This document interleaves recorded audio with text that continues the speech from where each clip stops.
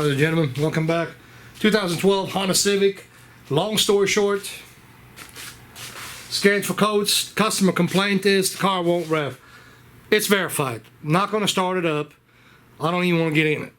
But anyway, right there. Let me flip that little screen around. Make sure that you're getting right there. P1659. Okay? You can read it, so I don't have to repeat it. That is a common problem on a Honda. Didn't really want to make the vehicle. Definitely don't want to show you inside the vehicle, but I'm going to anyway. It's been chopped. When I seen it, I almost called him back and said that I don't want to mess with it. Anyway, long story short, we can go through a bunch of troubleshooting tests, but really they recommend you pull the relay out of the fuse box. Fuse box is just under the dash. Let me pause that camera up, get you a shot. That thing, God, it smells awful. Smoke, guys, smoke. I don't smoke, don't like smoke. I mean, the radio's been tore out of it, wires hanging everywhere, plastic's tore out of it. But anyway, I'm gonna try to zoom into that. I got the scan tool obviously hooked up, so that's what that green light is. But right there is a fuse box, and it is the one. Oh my God, I really don't want to get in there no more than what I have to. I'm sorry about that, guys, but it is the one most left, to the left, all the way to the left. There's 3 relays on the bottom. I said on the bottom, they're actually on top. I'm sure the camera can pick it up right there. But there's a relay. God almighty, what a smell. I'm sorry, I have not smelled anything like this that was that bad in a long time. Sorry about that. Whew. Okay, so first thing I did is play a little bit of Swaptronics, take the relay in the back and switch them over. So clear codes, code comes right back. That ain't the problem. I need to find a chart for the fuses. Son of a buckaroo. I did, okay, you got to fuse 22A is what it is in the fuse box on this vehicle. You've got to clear codes, you got to cycle the ignition switch.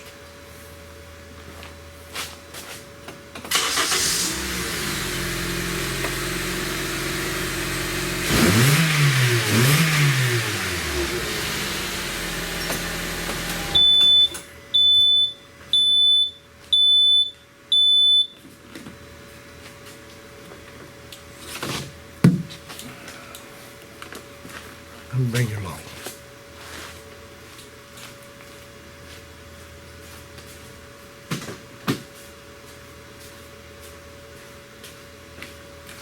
God almighty.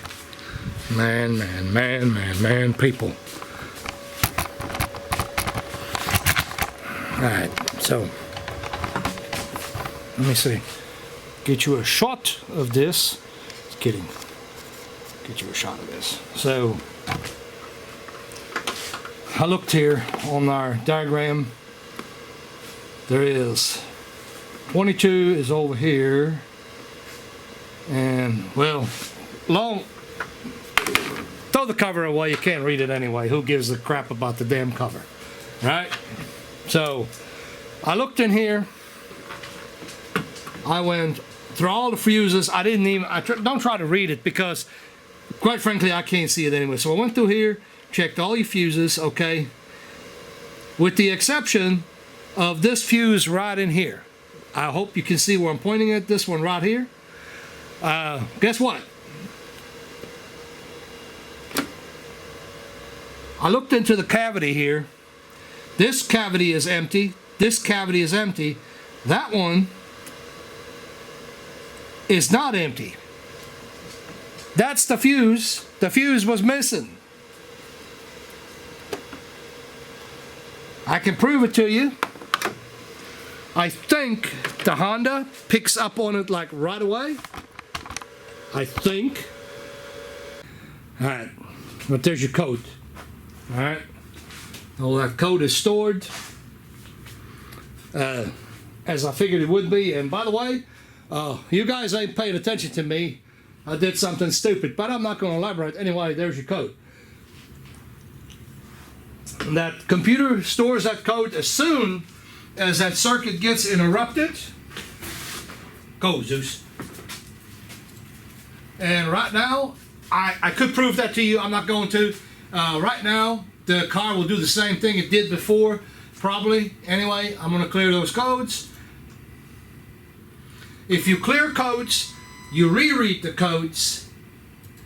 That code is permanent. I mean, it's going to be right back. If the problem is not fixed, the code will be right back. Permanent code, no codes present because I got the fuse back in it now. Temporary codes, no codes present.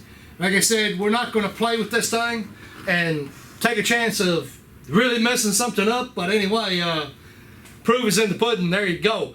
Easy way to diagnose this problem. Normally it's the relay that's shot. I wasn't wrong about that one, but of course the relay can't work if there's no fuse behind it, okay? So there you go. You guys like, comment, concerns, you know, whatever. We'll see you on the next one, hopefully very soon. Thanks for watching.